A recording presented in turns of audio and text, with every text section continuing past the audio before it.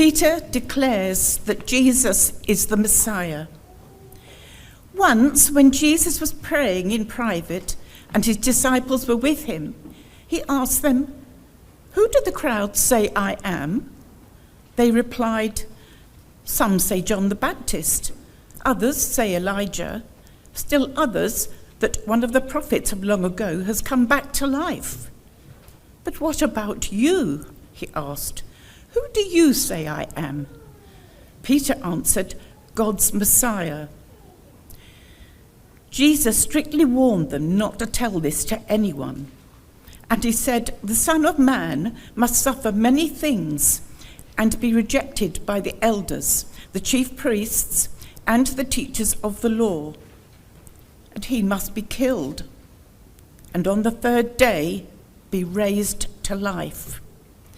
Then he said to them all, "Whoever wants to be my disciple must deny themselves and take up their cross daily and follow me. For whoever wants to save their life will lose it, but whoever loses their life for me will save it. What good is it for someone to gain the whole world and yet lose or forfeit their very self? Whoever is ashamed of me and my words, the Son of Man will be ashamed of them when he comes in his glory, and in the glory of the Father and of the holy angels. Truly, I tell you, some who are standing here will not taste death before they see the kingdom of God." This is the word of the Lord. Thank you, Sally. Well, do keep that bit of the Bible open in front of you so you can follow along as we look at it together. Guys, tell me, what, if you haven't picked it up yet, what have we been celebrating as a country the past couple of days? Go on, Oscar. Queen's Jubilee, that's right. We've actually been celebrating Theo's birthday for like a week, so, but yeah, in our house. But yeah, the Queen's Jubilee, 70 years Elizabeth has served as queen. She became queen when she was 25 years old. Now, no doubt there are lots of amazing kind of things you get to do as queen. You get to live in lots of different palaces, Buckingham Palace, Windsor Castle, you know, all that kind of stuff. But lots of privileges, lots of perks. But actually, it's also a lot of hard work. And we heard some of that hard work in the video, didn't we? You know, all the people she's got to meet, all the places she's got to go, all the hours she has to work in a week. And actually, she has to make many sacrifices. I don't know about you, but the thing that I thought was really sort of drove that home to me was at the funeral of her husband. You know, she's been married for 73 years, and at the funeral of her husband, she wasn't just there grieving her husband, she was still having to be queen. She had to do it in a certain way. Maybe not the way that she would have chosen to, but she had to do it. She has to put her preferences to one side for the good of the country and the good of the crown. Now, it really has been for her a lifetime of service and sacrifice. But what is it that's kept the Queen going over all those years? I heard someone say this week that the thing that kept her going was that she has this capacity, this ability just to get her head down and keep going.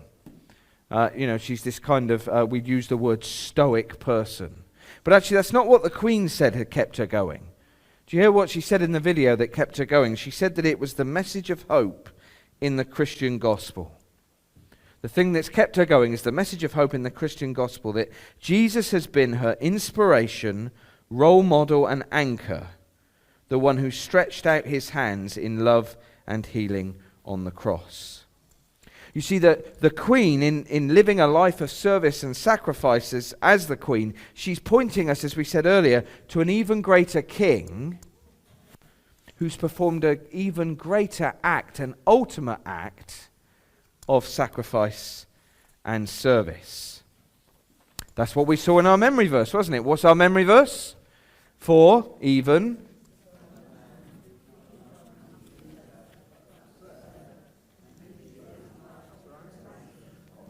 Good. It's not the last time you'll be saying it this morning, just to warn you.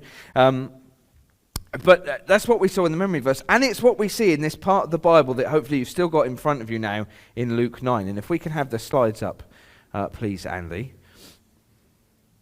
Because first what we see in this passage is that Jesus is God's ultimate king who reigns. Now, at the point in Luke 9 that we read, Jesus has begun this kind of public ministry. He's been going around teaching things, and he's been doing some amazing things, performing some amazing miracles. And as you can imagine, that has caused quite a stir.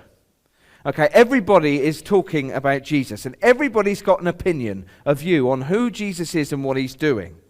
That's why he asked them in verse 18 there. Look at verse 18. He says to them, who do the people say I am? And they basically replied saying, well, Jesus, everybody's got a view on who you are. Some people say you're John the Baptist, others say Elijah, still others one of the prophets. But then Jesus says, oh yeah, but what about you? Who do you say I am? And Peter answers there. He says, you are God's Messiah. Anybody know what the word Messiah means? Tell me what the word Messiah is. It is Jesus, but what does it mean by Jesus being Messiah? Go on. Huh? Son of God, yes, but it's even more than that. Go on, Oscar. The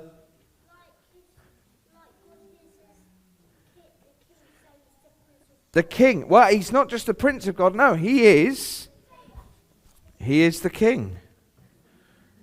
A snazzy hat wear I've got, isn't it? It means he's the king. You see, God had promised for thousands of years, and you can read about that. I'll take this off because you're all looking at me funny. You can read about this in the Old Testament, that God had promised for thousands of years that he was going to send a special king. A king who would be perfectly good, who would come with all of God's power, who would rescue people from their sin and from the impact of sin in the world. He would heal people, save people, help people, bless people. He would get rid of all the evil. He would fix everything that's broken in the world. And he was going to reign not just for 70 years. He was going to reign forever and ever. The Messiah is not just a king. He is an everlasting king. He is God's king who reigns forever. And you know, it's not just Peter saying that Jesus is this. Peter says that he is this. Himself says that he is this. He says it in verse 26, where he says there that he is going to come in his glory and in the glory of the Father. He's saying he's going to come again one day, but it won't be quiet. It won't be unnoticed.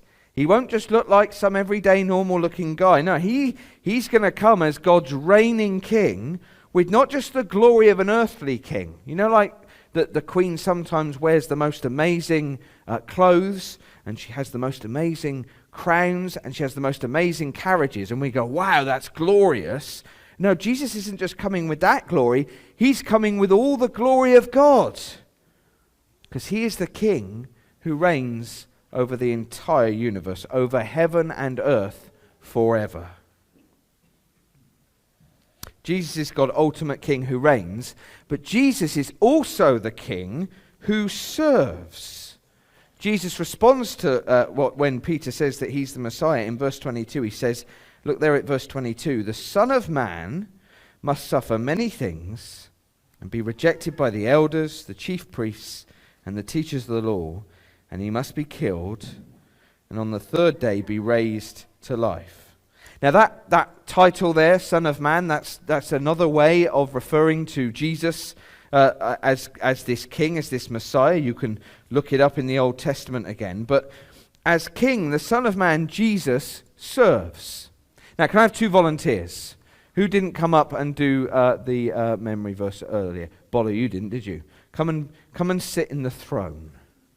Okay, and I'll let you borrow, I want it back afterwards, I'll let you borrow now can you sit there looking very kingly like, yeah? That's natural. Now, and I need someone else, Charles, come on, because you look like you might explode if you don't. You can sit on the floor, here. You sit on the floor. No, just there, that's perfect, yeah, good. Okay, now, often Kings, they are important, right? And they sit there looking important, and they act important, and they do important things, okay? That's how we might normally expect to see a king. But imagine instead this king stands up, and he comes down, and instead of being like this kind of important kingly guy, that's the on, and that's the off. He cleans someone's dirty shoes.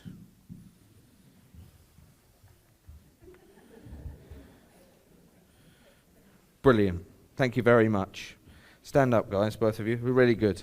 That is what Jesus is doing. Remember in our memory verse, put those down, and do you remember in the memory verse it said, if you hold that one up, Bolo, and Cheryl, you hold that one up, hold it up to them. Remember in the memory verse it said that the king did not come to be served, but to serve. Now, how is Jesus going to do that? How is he going to serve? It's actually something that's far more incredible than cleaning someone's shoes. Jesus is going to serve because he's going to give his life. Can you hold that one as well? Thank you. He's going to give his life on the cross. That's what Jesus is saying there in verse 22. Do you see? He says the Son of Man must suffer and he must be killed. He's talking there about the cross. You see, the cross is not just an accident. It's not something that happened to Jesus. It's something that Jesus meant to do. He planned to do it. In fact, he says he must do it. He has to do it. Why must he die? Why must he be killed? Well, do you remember one of the things the Queen said in one of her speeches? She said that Jesus is the one who offers us salvation from our recklessness and selfishness. That Jesus is the Saviour with the power to forgive. That is what the cross is about. It's the way Jesus is able to offer us salvation. It's the way he's able to save us from our sin, from our recklessness and our greed. Because we can all be reckless and greedy. When we've been doing our all-age events over the past year, we've thought about this idea of sin, haven't we? And we thought about two main things that sin can be. Sin can first of all stand for shove off God, not you. Shove off God, I'm in charge, not you. Now, can you imagine saying that to the Queen? Can you imagine walking into Windsor Castle and saying, shove off Queen, I'm in charge, not you? What's going to happen? You're going to get kicked out, right? Do you know? Or executed. I'm glad Oscar's not in charge. But we laugh when we think about saying it to the Queen. Do you know, every one of us has said to the King of the universe, shove off, I'm in charge, not you. We thought about sin another way as well. Sin is a love problem. So we should love God with all our...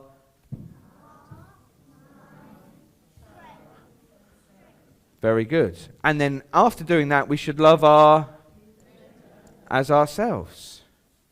But do you know the Queen there talked about our recklessness? She talked about our recklessness, and she talked about our selfishness, and she talked about our greed. See, instead of loving God, we love the things that he makes. We love the things that he gives us. We love ourselves, but we don't love him. And sin comes with a penalty. Where's my clicker? Put so many things here. Oh, it's in my hand. Sin comes with a penalty. Just like you might get kicked out, arrested, or even executed if you say shove off to the Queen.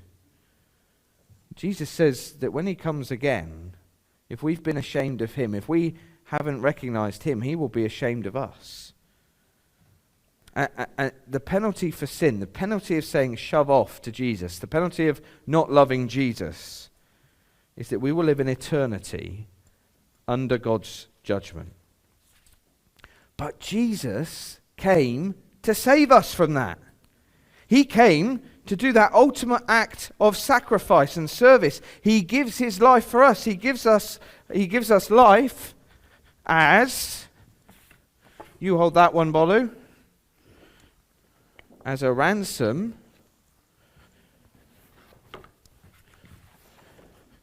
doing well, Show. You've got 3 here. As a ransom for many. Jesus, who never sinned, who'd never done anything wrong, who had always loved God perfectly, he takes on our sin on the cross. He pays the penalty for it as he dies. That is why Jesus is the Saviour with the power to forgive. And you know, even the Queen knows she needs this salvation. Think of the Queen. 70 years of service, 70 years of being respectful and kind and polite and working hard. All the good things she's done. Most of us would say the Queen is a good person, right? Even people who don't believe in a monarchy would say the Queen's been a pretty good person. But she knows that she needs Jesus to save her. I wonder if you think you're an okay person. You work hard, you're respectful, you're kind. Maybe you're pretty good. Maybe you're even better than the Queen. But actually, the Queen isn't the person to compare yourself to. Compare yourself to Jesus. Are we as good as Jesus? And the Bible tells us time and time again, and shows us time and time again, that the answer to that is no. No one is as good as Jesus. No amount of good works, no amount of hard work, no amount of service, no amount of sacrifice, no amount of being polite and respectful and kind, that is never enough to make us good enough. The message of hope in the Christian gospel that has kept the Queen going is not her works of good service. It is the sacrifice of the King that she trusts in. And that is the only thing. Jesus is the only one that can save any of us. Each of us has to come before Jesus to say sorry for our sin, to trust in his forgiveness, and to trust in his sacrifice on the cross alone. Nothing else, just that, to save us. That's something we all have to do individually before we meet Jesus in death, or verse 26, before we meet Jesus when he returns. Thank you, guys. You can sit down. You can put those down as well. Thank you. You can keep the crown, Bono. It's all right. You wear it well. Jesus is the King who serves, but Jesus is also the King that we must serve. Jesus spells out, after he said what he's got to do, he spells out what we've got to do. He says to them in verse 23, whoever wants to be my disciple, that is, whoever wants to follow me, they must deny themselves, take up their cross daily, and follow me. Following Jesus isn't just about saying sorry. It is about saying sorry, but it's about trust. It's not just about trusting in his death. Following Jesus also means following his example. It means living in the way he did. It means living a life of service and sacrifice. And when Jesus talks about taking up our cross, he's not talking about physically dying. He can't mean that, because he's talking about doing this daily. Jesus doesn't want us to live in some weird universe where every day you get up, you live your life, but at the end of the day, at some point in the day, you're going to die. And then you wake up the next day and go, oh, hello, got to do it all over again. And at the end of the day, oh, I'm going to die. But don't worry, tomorrow, get to do it again. It's not like, anybody seen the film Groundhog Day? Yeah, it's not that. That's not how Jesus wants us to live. But he does want us to daily live in a way that is costly. Live in a way that, like the cross, can be hard, even brutal, sacrificial. He wants us to deny ourselves. Deny ourselves for the sake of him and for the sake of others. That means putting your own desires, your own ambitions, your own preferences, putting those to one side and putting Jesus first, and then serving others rather than serving ourselves. It's a question that all of us who say we're Christians need to ask ourselves. Even those of us that come here every week. Is my life marked with sacrificial service? Is my life one where Jesus is first, where I serve others, and where I am willingly denying myself for the glory of Jesus and the good of others? It's a daily commitment. It's something you have to consciously decide to do each and every day. The Queen has to fulfill her vows and commitments every day as monarch. She never takes a day off. She never takes a day off. She is always on duty. And that's something that people have recognized and celebrated over these past few days. But following Jesus, you never take a day off. It's a daily commitment of service and sacrifice, denying ourselves, taking up our cross, and following him. So Jesus is the King we must serve. But we do that knowing that it's going to be totally worth it. Because Jesus is the King who's going to return. Verse 26, Jesus is going to come back. And one day, when he comes back, he is going to ask everybody that question he started with. He's going to ask everybody the question, who do you say I am?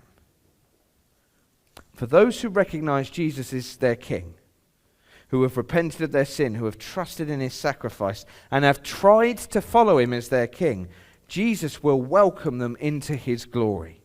He welcomes them into his kingdom, the kingdom that God promised he would set up, the kingdom where there is no pain and no suffering and no crying, where there's nothing broken, where there's nothing wrong, where there's no evil, a world of unending, unfading joy as we live in the presence of the glory of this King.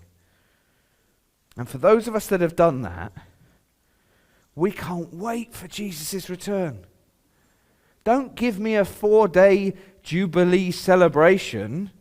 We're going to have an eternal Jubilee. We're going to be waving and singing and celebrating and eating and feasting and singing and concerts and all sorts of things for eternity, an eternal Jubilee. But for those who haven't, for those who deny Jesus, either by refusing to accept he's God's King, or by refusing to accept that they need saving, or by refusing to trust in him to save them, or simply because you just find him a bit awkward and embarrassing, well, Jesus will reject them when he returns. He says that himself there in verse 26. And they will live an eternity rejected by Jesus, away from him and under his judgment. So the question to ask today is, what's your answer to that question? What about you? Who do you say that Jesus is? It's the most important question any person can ever answer. What do you think of Jesus? And what will Jesus think of you when he returns? As we celebrate a life of service and sacrifice from the Queen, let her point you to the King who reigns forever, the King who's offered to serve you with his life, the King who we can joyfully serve, and the King who is returning.